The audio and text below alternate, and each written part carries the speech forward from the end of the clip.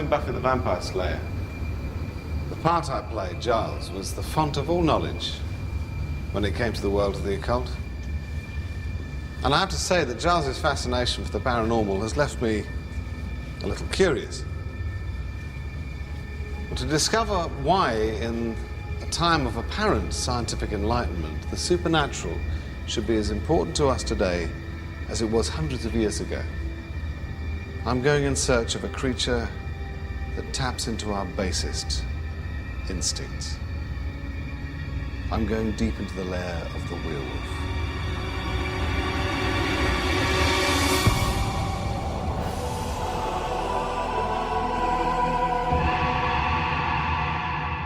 When I first began looking into werewolves, even though we had a werewolf as a regular character in Buffy, it dawned on me that outside of the man, moon, wolf scenario, I actually know nothing about them at all.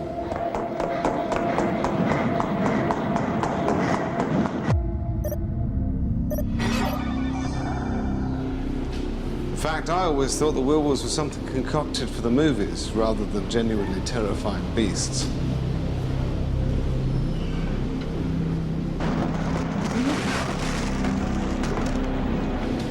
But as I really got into it, I came to realize just how widespread werewolves are in popular culture, not just in films, but even in the stories that my children used to read, from Red Riding Hood to Brothers Grimm.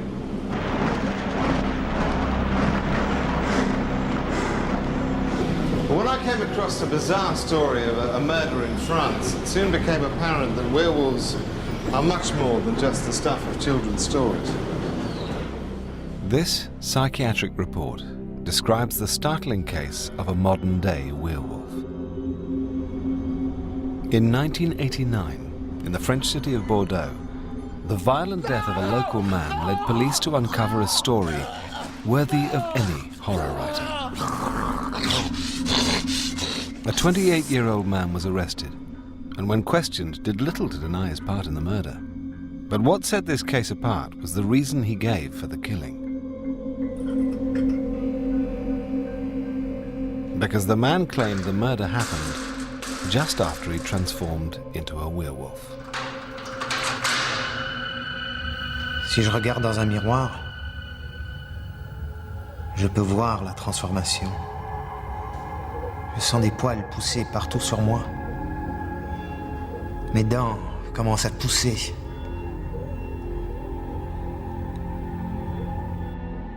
Michel Benezek was a forensic psychiatrist who questioned the self-confessed werewolf.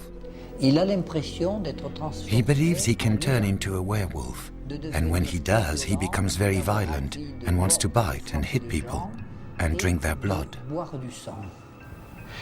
Je satisfais mon désir en allant visiter des abattoirs, en buvant le sang des chevaux alors qu'il est encore chaud. Mais je préfère le sang humain.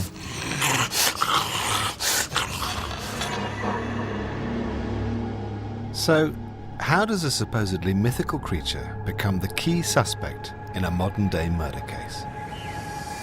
I need to find out how the werewolf story all began.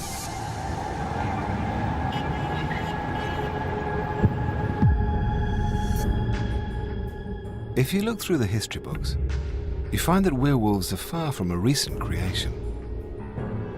But frustratingly, many of the facts have been lost in the mists of time. But I have found one detailed account of a strange ritual dating back over 2,000 years. It's my first real clue to the origins of the werewolf legend. To start my journey, I'm going, well, actually to the last place I'd expect to find a werewolf, Greece. I'm going to investigate a story of retribution, human sacrifice, and cannibalism.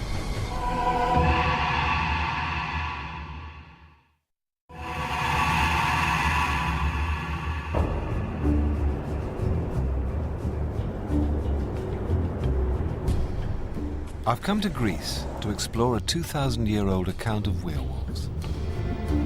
The account clearly details a ceremony of human sacrifice that culminated in a person transforming into a wolf.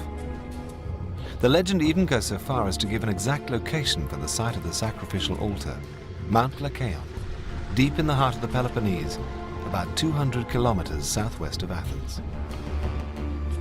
A group of American archaeologists from Pennsylvania University, led by Dr. David Romano, are planning an excavation here soon, which they hope will corroborate the stories of human sacrifice and their possible links to werewolves. So, werewolves. I must admit, I would never have connected werewolves with ancient Greece. Well, there are many ancient stories that link this place, Mount Lycaon and the Sanctuary of Zeus, with the possibility of human sacrifice, and some of the stories involve werewolves. What are you hoping to find here? Well, we're hoping to find many things, but among them would be whether or not the ancient Greeks actually sacrificed humans here on this altar, which is 25 meters higher up. Let's go and have a look.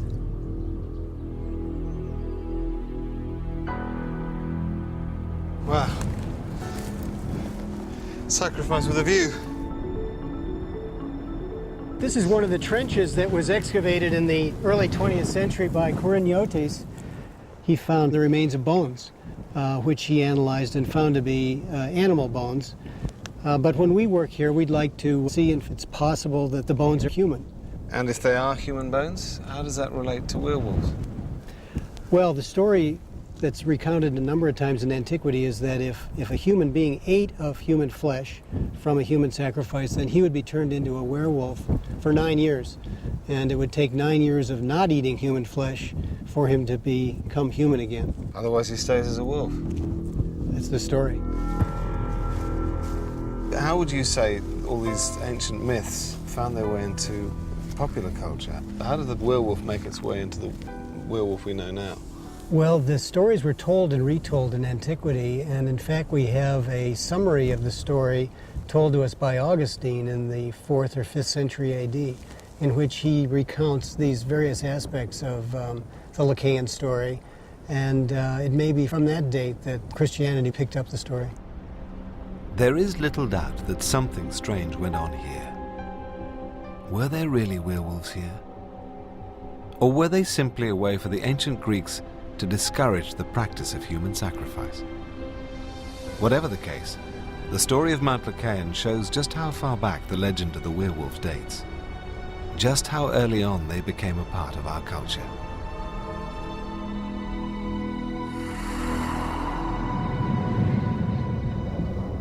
It appears that as soon as mankind began to write, stories about werewolves began to appear. Christian writers seem to have embraced the beast with a particular passion. There are references sprinkled throughout the Bible, from Benjamin to Nebuchadnezzar. Here we are in Genesis, verse 27. Benjamin shall raven as a wolf. In the morning he shall devour the prey, and at night he shall divide the spoil. And in the 15th century, Emperor Sigismund brought together a council of theologians who finally decided that werewolves were a reality. I had asked Dr. Romano how werewolves went from being purely mythical creatures to becoming accepted as fact. He suggested that I travel to Paris to talk to historian Michel Mourget.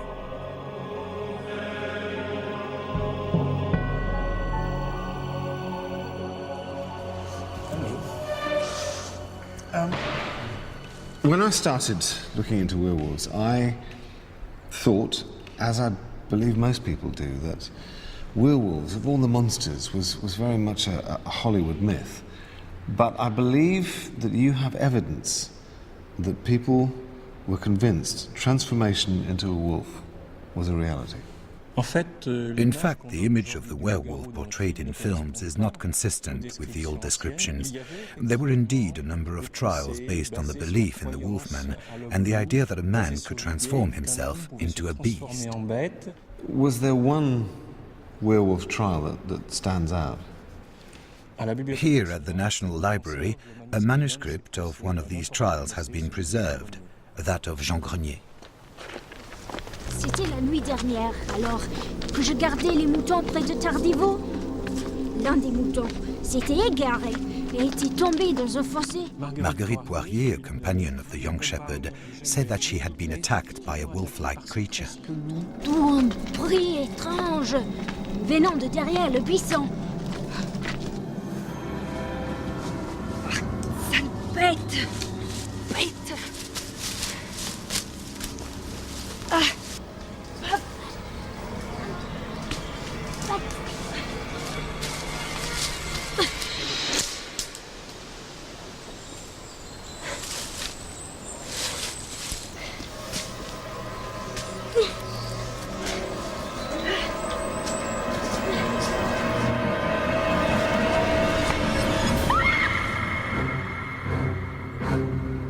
Tout à coup, j'ai été frappée de derrière et précipitée au sol. D'abord, j'ai pensé que c'était un chien, alors je lui ai donné un coup de bâton.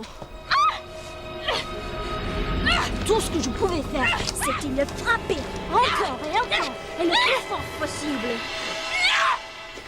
Enfin, il a reculé, mais il ne n'est pas parti. Il a resté, me regarder, attendre.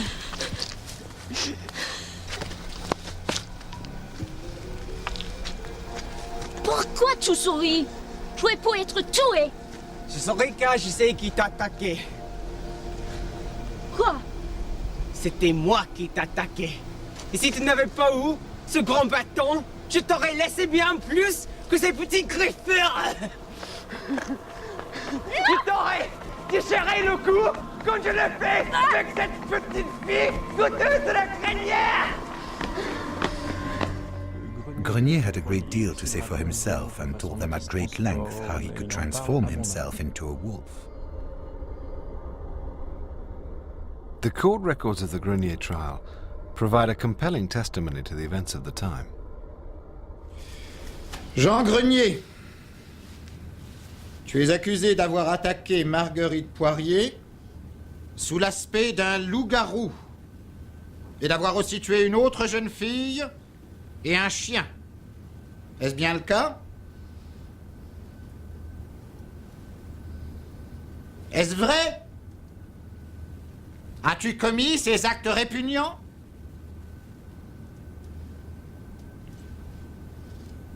Mais es-tu aussi sourd que débauché?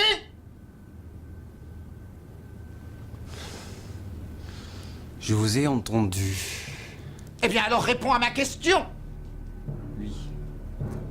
J'ai tué un chien. Mais les petites filles ont bien meilleur goût. Le chair est tendre et sucré. Leur sang est riche et chaud.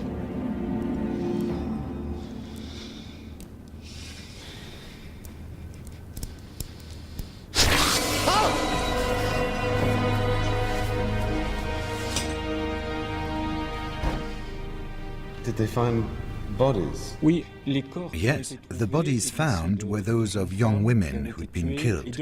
So Jean Grenier claimed that it was he, in the form of a wolf, who was responsible for these assaults.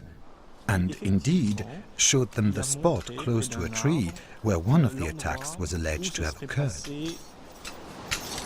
Donc c'est bien ici qu'on a retrouvé les restes de Marie Richard. Oui.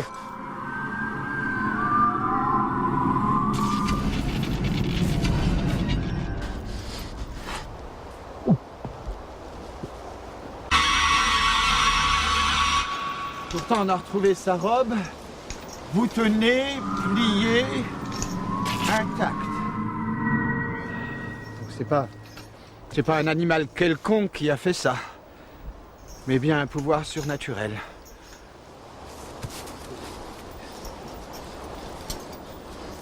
C'est toi qui as fait ça? Mais réponds-moi quand je te parle! C'est toi qui as fait ça? Imbécile! Allons! Allons! The girl's dress was found intact. In his evidence, Jean Grenier says that one of his victims was wearing a black dress, and I quote, he drew blood without undoing the dress. And people testified that the dress had not been torn. This is something that happened in several werewolf trials, and the Witchfinder General, Comtoise Boguet, said this was a characteristic of werewolves. Jean, tu es ici car tu as admis que tu pouvais te transformer en loup, mais que sous cette forme tu aurais tué une fille, dévoré un bébé et déchiqueté un chien.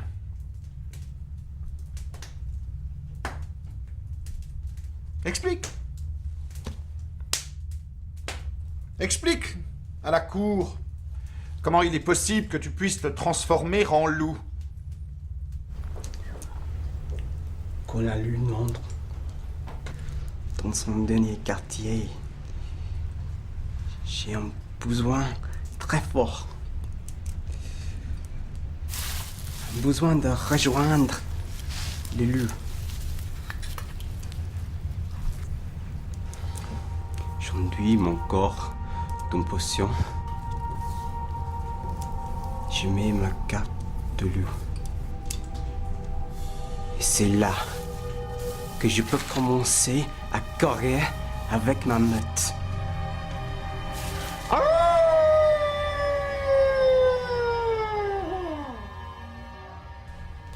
Et que fais-tu avec ta meute? Nous chassons, nous tuons, nous dévorons.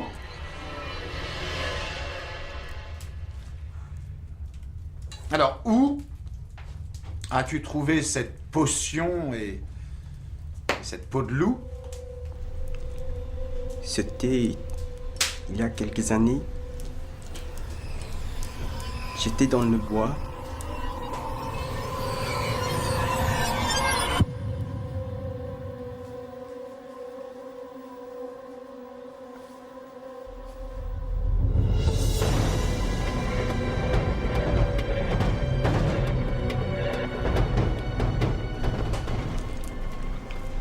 Un homme à cheval m'a demandé de brosser son cheval.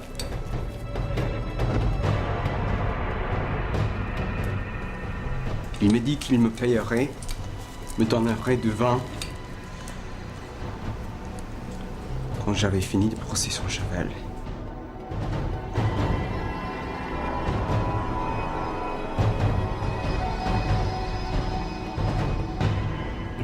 Jean Grenier explained that one day, while out in the forest, he had met a man whom he called the Forest Master. He had given him a tin of ointment and a wolf skin, and by donning this wolf skin, Jean Grenier could transform himself into an animal.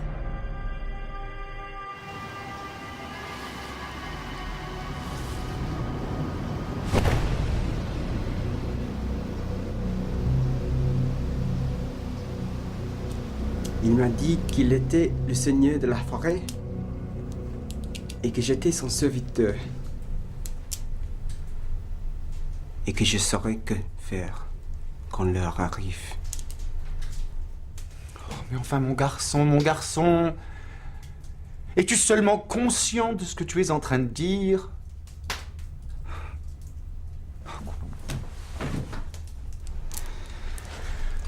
Prenez-le. So Jean Grenier confessed to a number of heinous crimes and to being a werewolf. What punishment could he expect? It was easier to point the finger at human culprits than to tackle the devil. The devil couldn't be brought before a court of justice, but his accomplices in the form of witches and werewolves could be seized, tried, and burnt at the stake.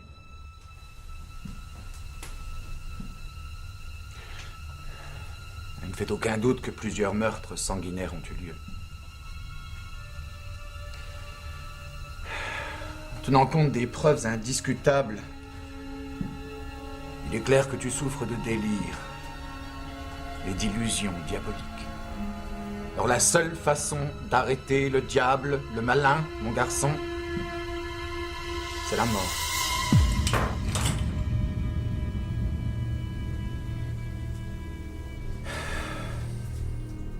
Dans un cas comme le tien, il sera juste de faire une exception. Le besoin et le désespoir ont corrompu ton caractère. Et le diable a pu trouver en toi une proie facile. Afin de sauver ton âme, tu seras emmené dans un monastère, où tu devras rester jusqu'à la fin de tes jours.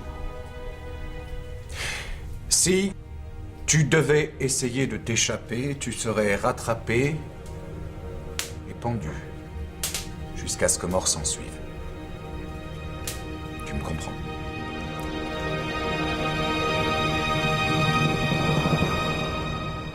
So why were they so lenient with Jean Grenier? The judges felt it was too risky to sentence him to death. Rather, they chose to hand him over to the religious authorities, in this case the Franciscans, to raise him and rehabilitate him rather than condemn him to the stake. Was Jean Grenier the most notorious werewolf case in France? The Grenier affair with its strange, evil beast was not the last of its kind to occur in France. During the 18th century, the Gévaudan affair exploded with, once again, according to witnesses, a weird and fantastic beast. Michel told me how the beast of Gévaudan terrorized the entire country of France during a 3-year reign of carnage that saw hundreds of people brutally slaughtered. To hunt the beast down, I'm going to travel to the Massif Central region of France, to the scene of the most gruesome series of murders ever attributed to a werewolf.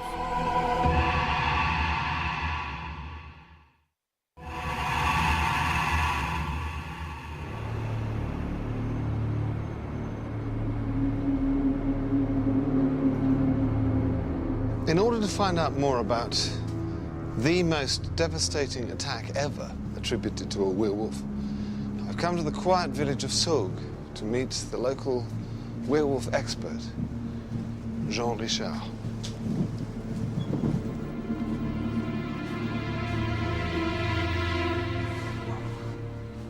Jean Richard's fascination with the beast of Gévaudan started over 50 years ago, when his father used to tell him tales of the legendary creature. Since then, he's collected every scrap of documentation to try and unearth the truth behind the myth, and is now regarded as the world's greatest authority on the beast. To show me the extent of the beast's reign of terror, Jean Richard is taking me to the top of the highest tower in Saugues. This is the region of Gévaudan that the killings took place. Over there is where the story took place. How did it all begin? It started on the 1st of July, 1764. That's when the beast killed its first victim.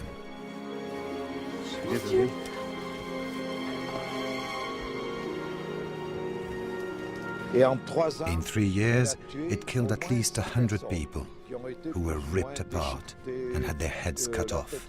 It was something truly terrible.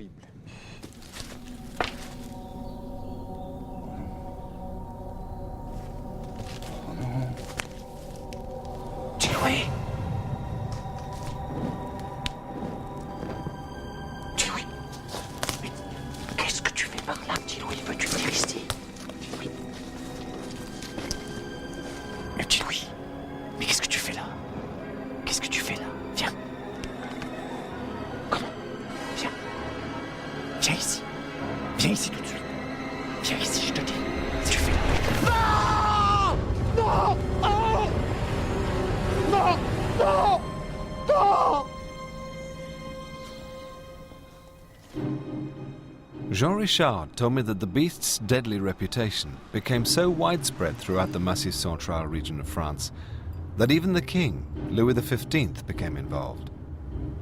He offered a reward of £6,000, that's more than £500,000 today, for the body of the monster.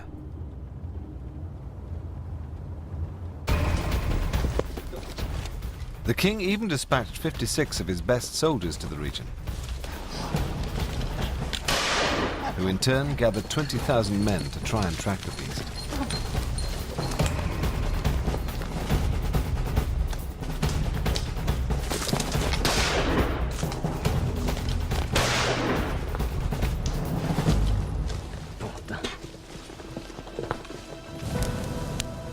despite the near obliteration of the wolf population, the mysterious killings continued.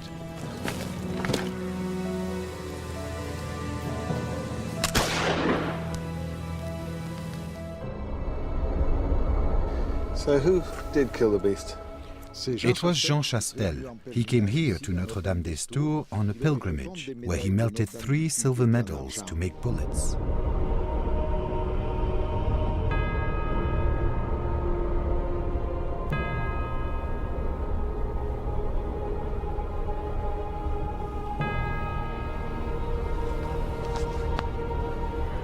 Mon père, veuillez bénir ces 3 médailles d'argent pour nous délivrer de la bête qui hante le Gévaudan.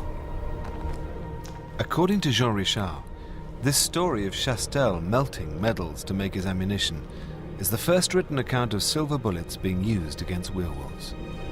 Merci, mon père.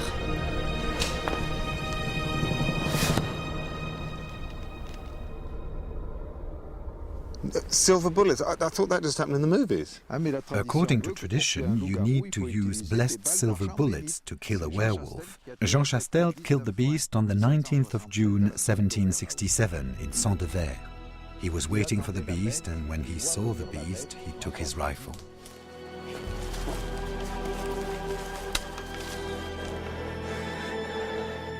Mon Dieu, qu'il est ma main, bête, tu ne tueras plus. And that's the way the beast of Gévaudan died.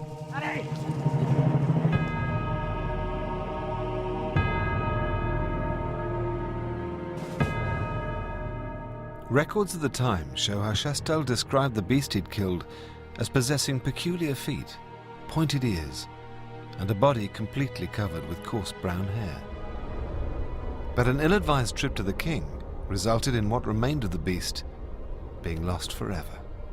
Jean Chastel thought that if he took the beast to the king, then he would get a reward. He killed the beast on the 19th of June, and he didn't arrive until August, and by that time the beast was rotten and really stank. Apparently the king said, "How dare you present me with such a foul object? Bury it immediately." So they buried the creature in the garden of Versailles, and nothing was ever preserved of the beast. After all these years of studying the beast, what do you think killed all those people in Gévaudan? Who knows? Maybe the answer is still out there.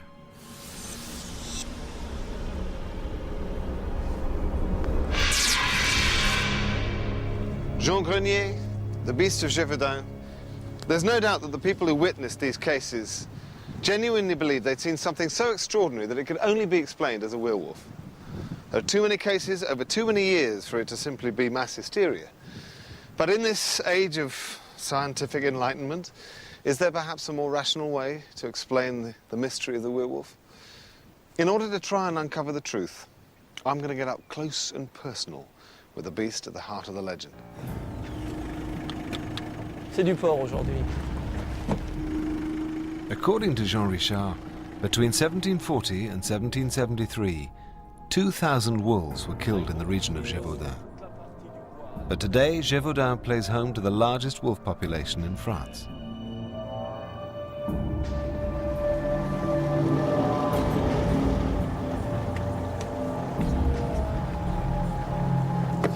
Là, il y avait du porc tout à l'heure, mais on a aussi du mouton. Hein. Il y a eu aussi du mouton, là il y a du bœuf.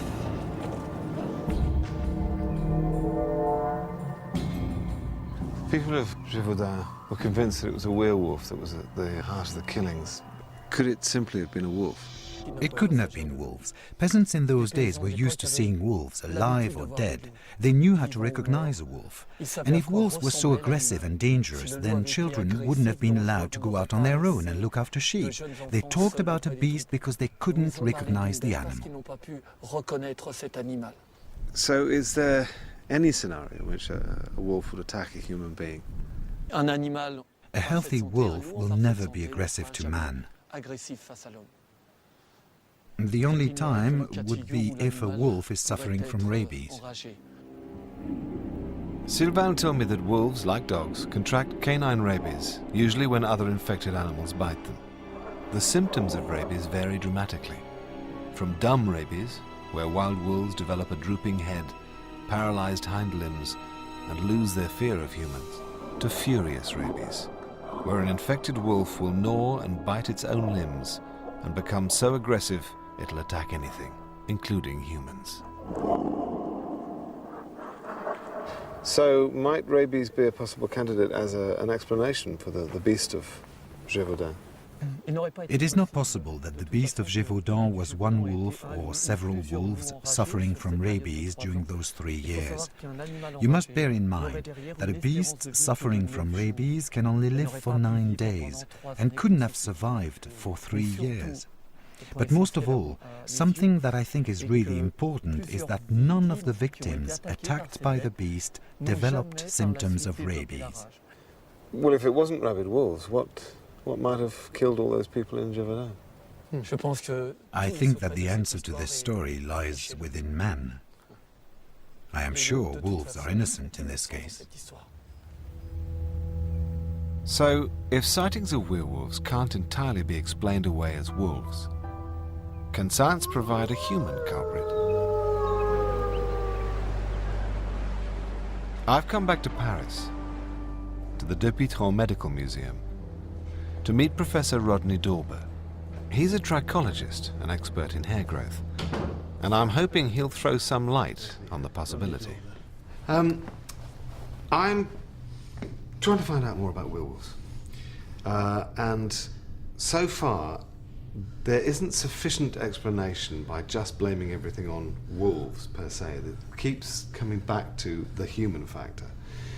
Is there a set of circumstances under which humans could be involved? There's some reason that someone might have thought it was a human? Oh yes, many different ways of trying to explain it medically through humans, but the commonest one that's been done over hundreds of years is the people who were occasionally born with incredible excessive hair. We use this word hypertrichosis. These are pictures from the late 20th century. This is a particular one from Guadalajara, an 8-year-old child, and you can imagine a context in a village or a country somewhere where that would be very much a werewolf phenomenon. And you can note how much the head and neck in that particular type is much worse than the body. So would hypertrichosis have been more common, say, 200 or 300 years ago? I think as it was seen, yes. There were probably a lot more congenital abnormalities that reached the light of day. Would there be any evidence of hypertrichosis in the 1600s, 1700s? Going back through literature from that era, very much so. But of course there's a very famous 16th century picture showing that very clearly. Professor Dorber described how one of the earliest documented cases of hypertrichosis was Petrus Gonsalves and his children, whose portrait became renowned throughout Europe. How do you think they would have viewed it then? Well, they'd have viewed these people as freaks, and at that time they'd have been considered as from the devil. Now, Jean Grenier was described as being diminutive, having brown skin. He kept saying that that was the wolf's coat that he had. Would that have any bearing on the hypertrichosis? Yes, it would fit with the complexity of the story where hypertrichosis mixes in with other faults in the body's development. People who are malnourished very frequently get browner skin. And if you lose a lot of weight with malnourishment, it's almost the routine to end up with downy hair growing all over the place. Bearing in mind, if you saw a lot of hair on a child, you'd find that very abnormal and fearsome in that context. So limited diet in the 16th, 17th century might be a factor? Might well be, yes. Given all these scientific explanations for werewolves, would you say werewolves are a thing of the past? Not entirely, because we know there are many parts of the world where you can imagine the werewolf phenomenon possibly still existing, because congenital faults will still exist where there isn't modern medicine. and malnutrition still exists. And if they have particular types of malnutrition and they're not getting medical treatment, it's still quite likely that there are people out there that are considered in the same context as the werewolf story of 200 or 300 years ago.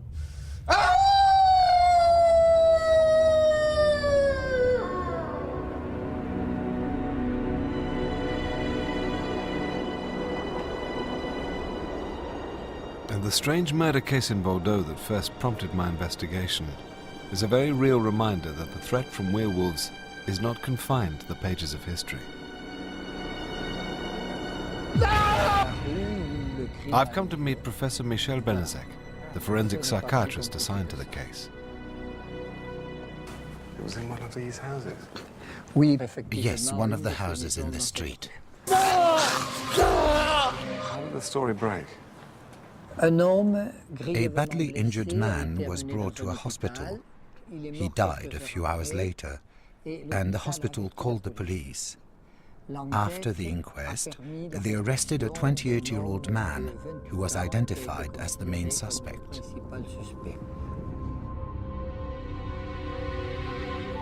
And why were you brought in? I met that man because a colleague in one of the prisons in which I was responsible for criminal psychology told me that one of the inmates said that he was a werewolf. You're saying that the murder was committed by a werewolf? That's what he said.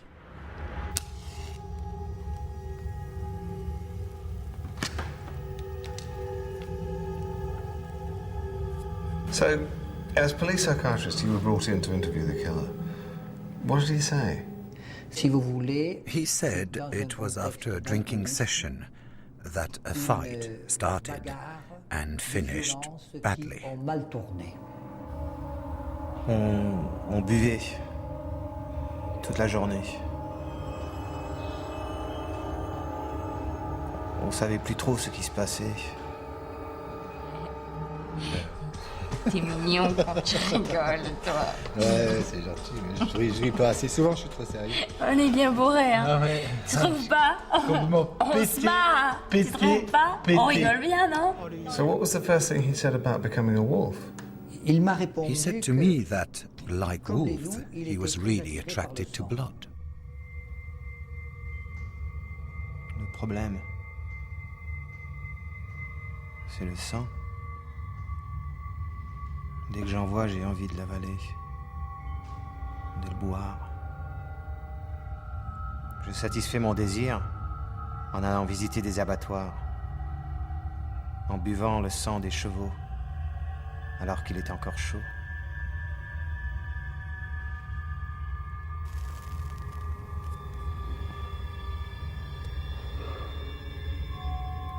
Mais je préfère le sang humain. Tu n'aimes pas la piquette, hein? Ah, excellent, excellent. Alors voyons voir. Ah, alors ce truc. Qu'est-ce que tu fais? Aïe! Ah, merde, je me suis coupée. Ah, bah elle est con. Devenu. Du sang. Regarde, moi aussi, regarde. Non mais arrête, toi, mais... Ah, écoute, calme-toi.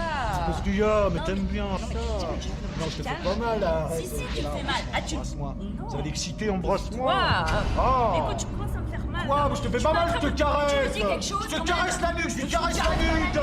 Mais écoute, qu'est-ce qu'il arrive pas? Mais oui, mais là, peut-être pas envie d'être avec un connard pareil. Connard pédé.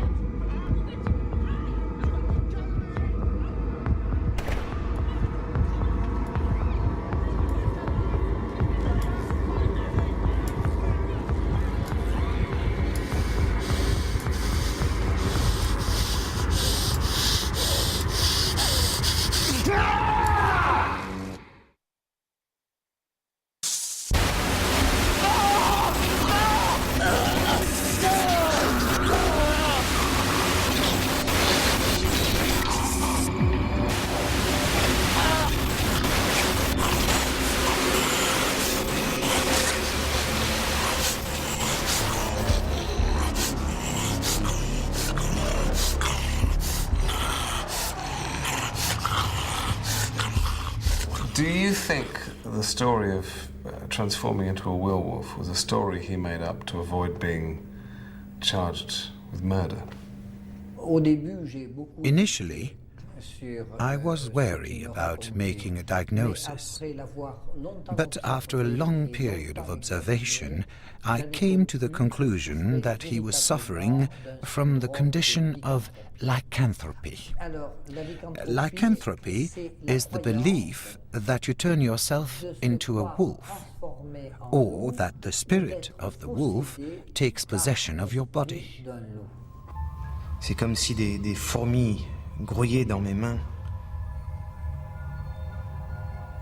Si je regarde dans un miroir, je peux voir la transformation. Mes yeux fixes, droit devant. Mes pupilles commencent à se dilater. Je sens des poils pousser partout sur moi. Mes dents commencent à pousser.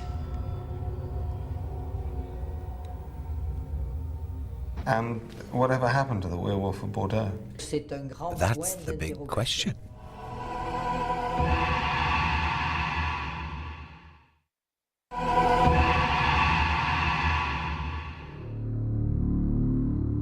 In 1989, the French city of Bordeaux witnessed the brutal death of a 52-year-old man. A local man confessed to the killing, but it was the reason he gave for committing the murder that made the case exceptional. Because in his statement, the man claimed he'd attacked the victim only after he'd transformed into a wolf.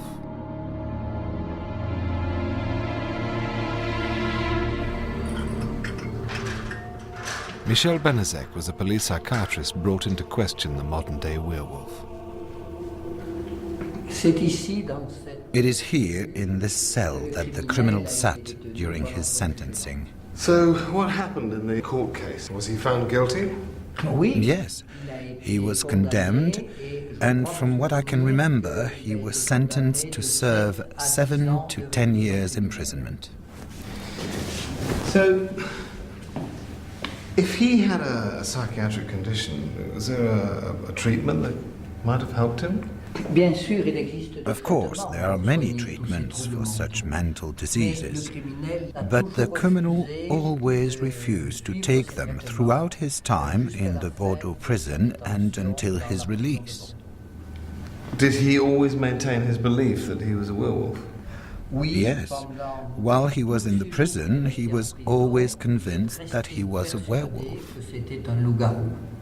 What happened to him? He is now at large. So, out there's a convicted killer who believes he's a werewolf, loose on the streets. Yes, it's possible.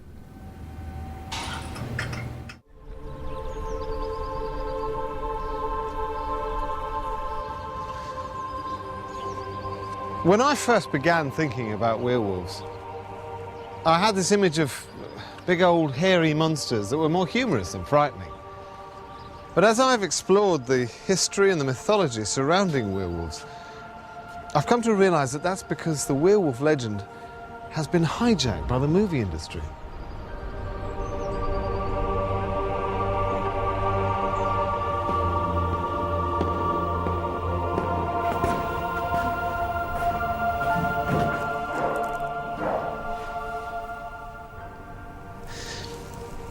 It seems the truth behind the werewolf myth is a complex mixture of brutality, suffering, intense isolation and torment, both from within and from external influences, the community, the authorities. The werewolf is very much the predator and the victim. The early French cases highlight the melancholic nature of the werewolf, where the accused were often outsiders, the homeless or the desperate scavenging for food. In fact, it feels very much like the mob acts more like the wolf, hunting in a pack, stalking its defenseless prey. And the recent case in Bordeaux shows us that the werewolf threat is still very much alive and closer to home than we think. Our animal instincts are much closer to the surface than we care to admit. All you have to do is look in someone's face when they get seriously angry. So perhaps it's not that surprising that the werewolf is so ingrained in our culture, especially when you realize how far its mythology dates back. Even here, in this beautiful medieval church in the heart of the English countryside, much deeper than any of us realize. This mural, dating back over 700 years, shows St. Hubert, the patron saint of hunters, tending to a strange half-man, half-beast-like creature, a monster that bears a striking resemblance to a werewolf.